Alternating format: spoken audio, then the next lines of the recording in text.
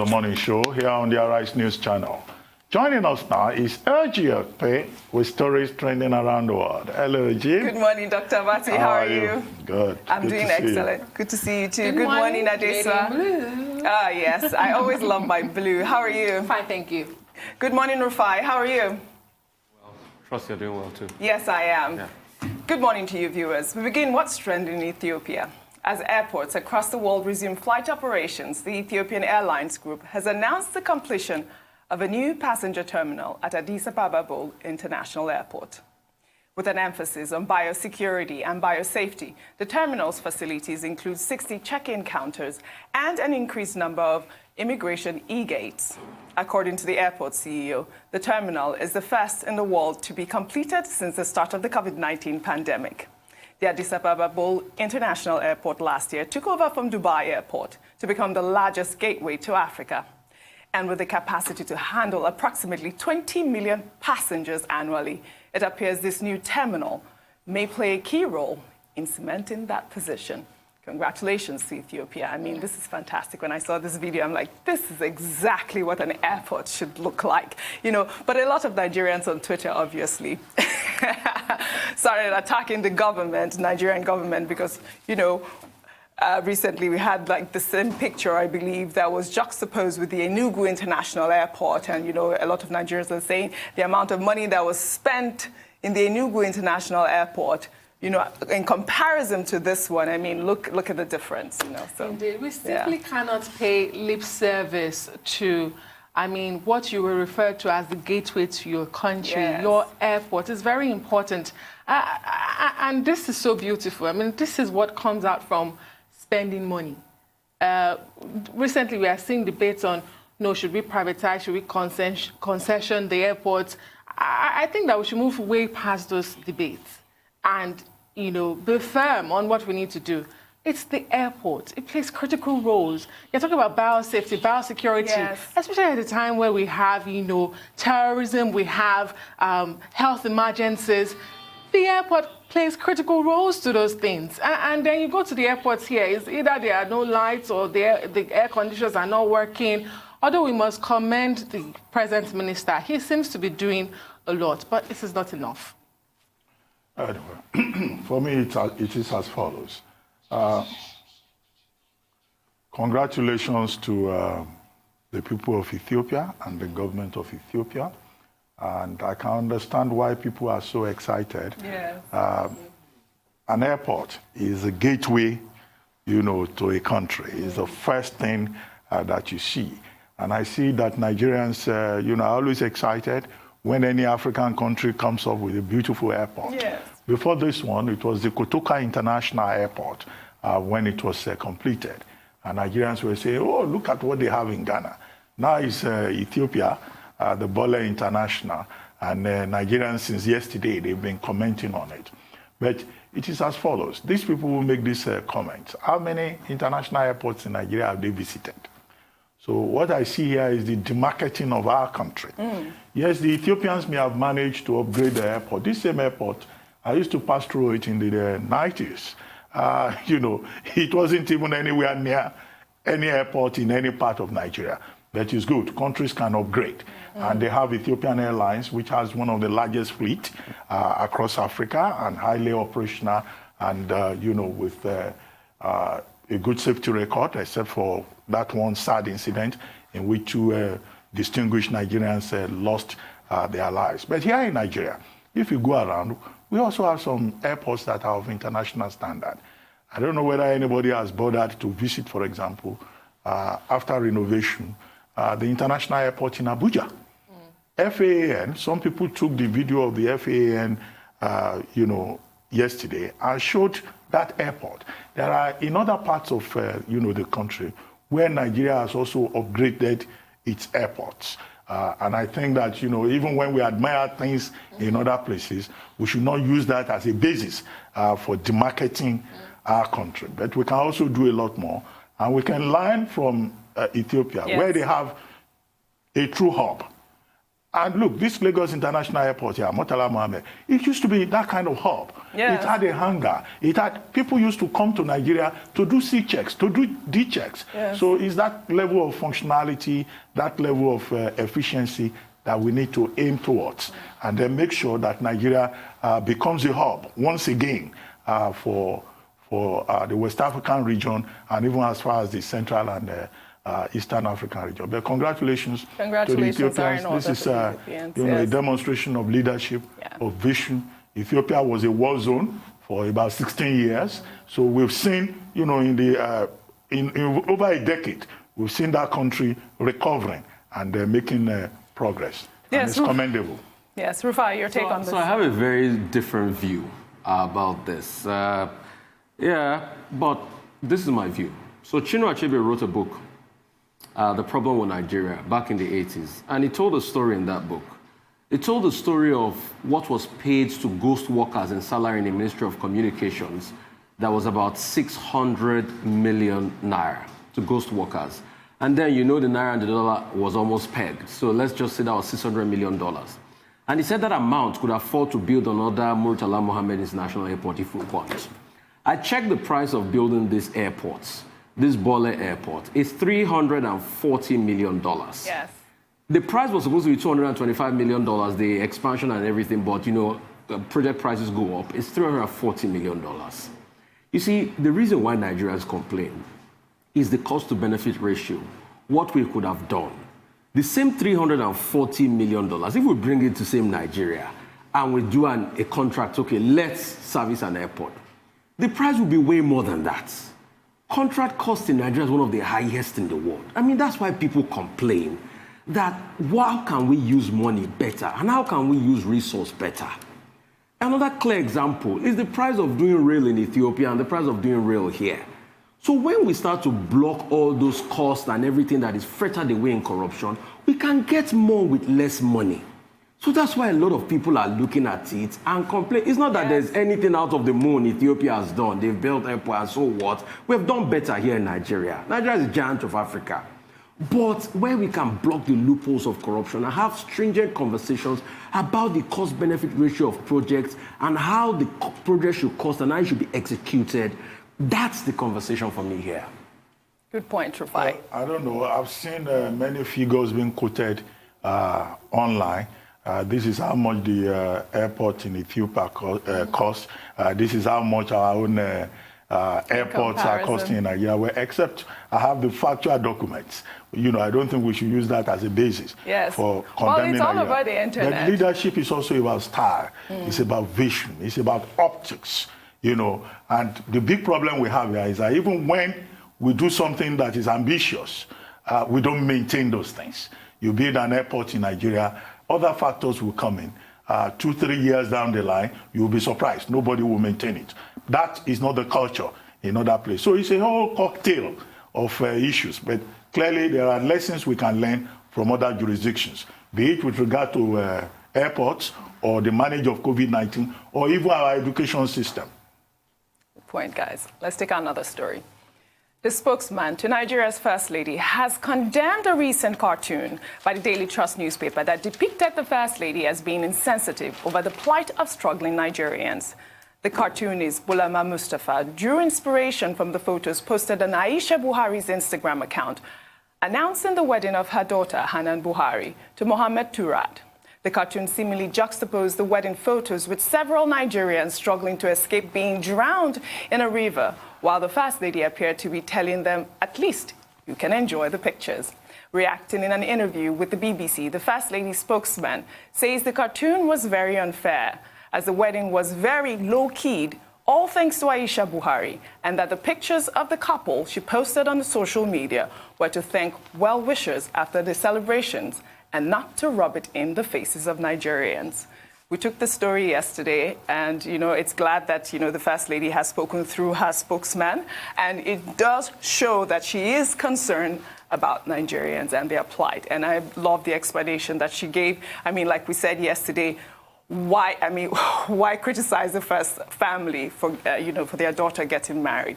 And, as we saw yesterday, it was low-key. It was in the presidential villa. They didn't do it like in their hometown or something elaborate. So, I must commend the First Lady for, responding to Nigerians, because there were a lot of negative comments on the photos.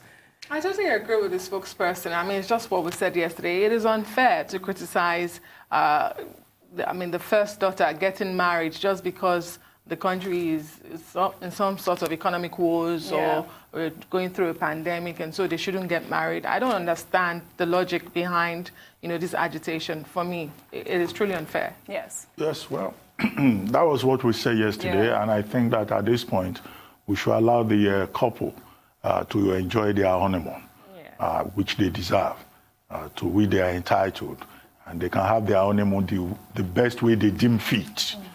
However, the clarification from the State House, well, I think it's also in order, considering the interest that cartoon generated and how it probably influenced, conditioned comments.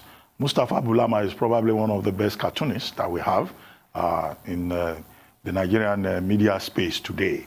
And people must realize that what, in my view, he has done in this cartoon, as many cartoonists do, is to seize an occasion to make a political comment and at the same time a satirical comment. And, at the time of, conception, he probably was even thinking beyond the wedding itself, even if the images contextualize the wedding to then make political statements. A cartoon is an essay packed into a small frame, and people must understand that a satirical cartoonist like Mohammed Bulama can stretch the imagination a little bit beyond the immediate. And having made that point about the value of a cartoon, I'm hoping that, the matter will end here, that State House will also let the matter end here. Because you know how it works out in Nigeria. I hope nobody will have a brainwave and interpret this as a hate speech or an attempt to embarrass the first family. The cartoonist himself and the newspaper he works for, they will be happy. It's not always that a cartoon makes a big impact. But if it is political satire, let's just leave it at that. Let us not go and stretch it and say, oh, he has committed treasonable felony for embarrassing the first family. And the next thing you will hear, you'll probably hear that he has disappeared. Yes. No, we should leave it at that level. Dr. Mati, that's a very valid point. Rufai. Very valid one. So I love cartoons a lot. In fact, my best cartoonist is Jonathan Zapiro in South Africa. It normally has the name Zapiro. And if you remember the administration of Jacob Zuma, Jonathan Zapiro made a lot of cartoons about Jacob Zuma, and you would laugh out. That's the work of a cartoonist. And Jonathan Zapiro said something, and I quote, he says, a cartoonist, they put holes in dialogues and try to make people see from other perspectives. So that's what cartoonist does. I think it was just a cartoon, nothing hard and things like that. Sometimes let's just, take these things and take a laugh on it. It was just a cartoon. It was not really to depict the situation on ground. It was an exaggerated cartoon, like satirists do, like caricature, producers do and things like that. So let's just take it like that. There was just a cartoon and have a laugh about it, please. Yes. Well, let's take another story in Nigeria. A senior pastor at the Salvation Ministries in Port Harcourt, David Ibiyome, has sparked arguments on social media over threats he made against the radio personality for criticizing the presiding bishop of Living Faith Church, David Oyedepo. The controversial radio personality, Daddy Freeze, has tackled Oyedepo for asking women to submit to their husbands in a recent Instagram post. Well, Pastor Ibiyome responded in a now viral video where he could be heard threatening to kill the radio personality for his incessant criticism on Pastor Oyedepo. Let's take a quick look. Insulting me, I won't, but insult Oyedepo. That bastard, tell him any day I hear him talk about Oyedepo. Do they know his father? That the Freeze has a father. Who is his father? That half-caste who is born by Somalian. Did I hear him insult Oyedepo again? I will deal with him. Oyedepo may not talk, but I can't be alive to insult my father. If that, who gave birth to him? If he has a father, let him show us his father's picture. Somebody they gave back to the sheep. Does it look like a Nigerian? That's a Somalian. If I hear him insult father, my father again. Already will not talk about, I can't be alive, you insult my father. I'll be alive, you insult my father. Then say, hey, I'll tear you to pieces, you bastard. People who have fathers don't insult fathers. He's insulted because he has no father. You can never insult a father if you have a father. He has no father. Who's his father? Let him show his father's picture. If he has a father. A man who cannot marry. He has no wife. He can't manage his home. He's coming to talk on television. Is it not his wife who left him? A man who has a broadcaster. He doesn't have a good job. I've been insulting my own father and people are laughing. Say, talk. Anybody insult my father again, I will just, anybody may not talk, but me, I will talk. I will never be alive to see somebody insult my father. You are not born. You are not born. I will kill you. I will tear you to pieces. This is roused our social media, guys. Well, you know what? Rufai, hold on. Let me take some reactions. Hold on. I don't have a good job, broadcast. Let's pull up our Zerk, one user, Zerk, wrote, I really do hope Daddy Freeze reports this guy for threatening his life in a congregation, because this is being plain stupid. Another user, Vala, wrote, I curse the day he was born. He's a bastard. This is no man of God. This only proves Daddy Freeze right. You can't tell me you are a man of God and comfortably rain curses on someone. Is that Christ-like? Is that what your Bible teaches? Finally, a user, Elder Sheun, wrote, if you can't take someone insulting your father, then you have no right to judge David Ibiyeomie for attacking Daddy Freeze, who repeatedly insults David Oyedepo. Pastors are men of God, not God, so they have the right to address issues that hurt them. Rufai, I'll come to you with this because you have the biggest reaction to this story. I'm sad. Yeah. I'm sad for David Ibiyeomie. I have a level of some respect for him, but this, I'm sad. And I'm shocked at what is happening in this country. This mindset of my daddy in the Lord and all of that. Allow David Oyedepo to fight the battle. And Freeze has a father. His father is an academic. I think his father is even a professor at the University of Badon. He has a reputable father and is born to a Romanian mother. And he has a right, you know, to be able, what you should do is put up a rebuttal, not threatening to go. And I want Freeze to take this up. Well, he has responded, Rufai. Freeze should involve the IG in it. Yes, he's responded. And copy everybody, that if anything happens to me, we'll hold David Ibiyeomie. Yes, he made a video. Responsible for that. He should file a statement as regards this. Yes. He went further. And David Ibiyeomie owes the whole journalists in this country an apology. He said broadcasters don't have a job. Who made you popular, David Ibiyeomie? Is it not us broadcasters that broadcast your sermons when you pay for it? I mean, if it's a country where we have cohesive movement, TV stations should stop taking his sermons. Because this assault on journalists is getting too much in society. We can't talk, we can't move, we can't do anything. The fourth estate of the realm, somebody say a broadcaster doesn't have a job in this country. FFK did his own the other day, now David Ibiyeomie. What is really happening? Adeso, I know that was the exact response you got. It was the fact that he attacked a journalist as well, right? It's been very disappointing. Well, just to tell the pastor that I do have a job. It's a professional one. Yes. And it's not an easy job for anyone to do. So that's aside. But not to preach. When you look at the book, the Bible that the pastor relies on to preach to his flock, it's 1 Timothy 3, 1-16. List out the qualities of a pastor, an elder man in church, to include self-control, discipline, being humble, not reckless, and many more. And when I look at that outburst, it negates all the qualities in 1 Timothy chapter 3, 1-16. It is irresponsible to threaten the life of another. Yes, as a human being, the pastor has a right to be vexed. He has a right to express emotions. But you see, when he has that toga of being a pastor, when he stands on that pulpit to preach to his flock, he owes them a duty to be responsible and, of course, to abide with the tenets of the book he preaches with. I am really disappointed. Yes. Yes, there's failure of leadership here.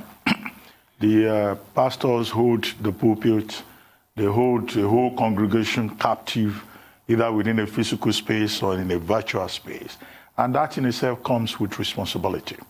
If you look at, what is indicated by this video, there is intolerance there. There is a conversion of the pulpit into a platform for defamation, harassment, and even gossip and abuse. Because who told him that the freeze was was conceived on a ship? He called him a bastard. That's very insulting, because he's practically insulting his mother. Yes. And of course, Daddy Freeze himself has already responded. He has published a family photograph showing him and his parents and his siblings. He has also put a statement out there on the social media that he was not insulting Bishop Oyedepo. Yes. Bishop Oyedepo was quoting Ephesians 5, verse 22, to say that women should totally submit themselves to their husbands, and that's when they can be considered successful. And Daddy Freeze drew attention to Ephesians 5:25, which says that, husbands too should honor their wives, right? Yeah. The same way in which Christ, was a pillar of the church, So, but that's just a conversation. And there were women who also went online and protested that, look, this submission should be mutual if it's a marriage. Because it promotes a stereotype of a woman as a property, as a woman as, the inferior party in a relationship. And there were people quoting the Bible back and forth to show that, look, this is not the intendment of the Bible. So maybe what has riled Pastor Ebiyemi is that, a broadcaster, a common broadcaster, is trying to teach. What does it even mean? He's trying to teach somebody who calls his papa, his father in the house of the Lord, the scriptures. But the truth of the matter is that even pastors sometimes can forget one or two lines. And if they make mistakes, they're not perfect. Now, the other thing again is that if you look at that video, at the point where the pastor said he was cursing the day that the freeze was born, did you see the excitement from the congregation? Yes, as if they were approving it. That part touched me, because you see people go to church, they leave their, thinking faculties at home. Anything that the pastor says, they just take it in hook, line, and sinker. Dr. Bati, they don't process the information. It's a ride on pastor, So, and for the benefit of Pastor Ebiyemi, we also have pastors who are broadcasters. Oh, yes. In fact, we have one in our rights. Yes. Emmanuel Efeni. Yes. Every Sunday he preaches. Yes. He's a journalist and he's also a pastor. Yes. So it's not as if anybody has a monopoly of access to the Holy Book. And finally, what Pastor Ebiyemi has done is no different from what was done to the singer Sharif Aminu in Kano, who was charged for blasphemy, and who some clerics now have said no Muslim lawyer should represent him on appeal, and that if they try it, it will amount to renouncing the faith. Yeah. I mean, religious leaders should try to be more careful. Yes, I wanted to add one more point that Daddy Freeze rose when he said that, but Pastor Ebiyemi called him a half-caste. A half-caste means, you're... Is that body shaming? Is that, no. Colorism. Half-caste is racism. Colorism is racism, and that really hurt him. That's what he said, that was one thing that really hurt him with what Pastor Ebiyemi said. I just quickly want to say something. Let's not forget, same Pastor Ebiyemi was instrumental to locking, what's this lady's name? Olunloyo. Kemi Olunloyo up for many months about a story that claimed was false. All right, well, we'll just end the story I'm right sure there. Pastor Ebiyemi, he must have seen that he goofed on this one. Right. And he probably needs to apologize. Yes, I hope he does. To journalists generally, not just broadcasters alone. And yes. We'll take our final story that has been trending on social media. If we can get that story real quick. Well, it's a video of a former Kogi Senator, Dino Melaye, taking journalist Daily Momodu on a tour of his home in Abuja. In the 50-minute video, Dino Melaye proudly showed off his expensive artwork, supercars, over 200 watches, and a lot more. Let's take a quick look. The most prized piece here. Wow, the most prized. Hand carved. And the woman who made this did this one she was 97. Wow. From which country? In China.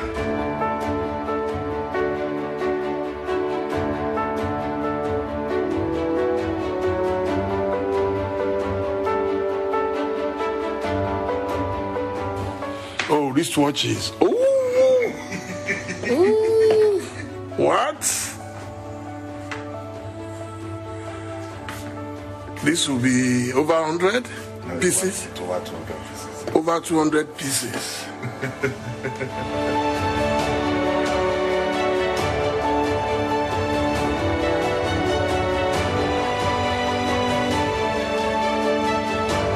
Okay, I think this is where you sat the day we had the interview. I remember. I was wondering, okay, where were you sitting? And these are all bulletproof glasses. Wow. And because we are up, we are the roof. I mean, this is rather of social media, but it was an exclusive interview with Dele Momodu. And, you know, I think Dele Momodu was an interview about wristwatches. No, it wasn't about wristwatches, but Dele Momodu went to his house and they were just showing off the house. I think it was an Instagram live interview. And people were just talking about the fact that he was just so flamboyant. But it was just a nice What of the shoe rack? Did they show some shoes? They had, you know, super bikes. They had Lamborghinis and Rolls Royces. What of Barbarigas? They had everything that you could imagine. Vanity upon vanity. Thank you very much, Oji. Okay. Thank you, Dr. See you again tomorrow. Thank you.